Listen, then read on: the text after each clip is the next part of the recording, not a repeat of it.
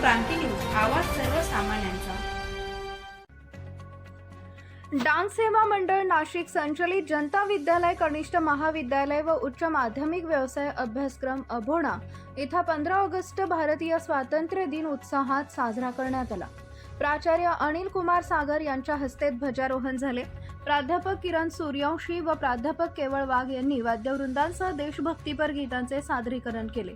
यावेळी सरपंच, उपसरपंच, सर्व ग्रामपालिका सदस्य, सहाय्यक पोलीस निरीक्षक, विविध शासकीय, निमशासकीय आस्थापनाचे पदाधिकारी, गावातील सर्व प्रतिष्ठित नागरिक, डॉक्टर बिडकर महाविद्यालयाचे प्राचार्य तसेच सर्व शिक्षक, शिक्षकेतर कर्मचारी व विद्यार्थी उपस्थित होते।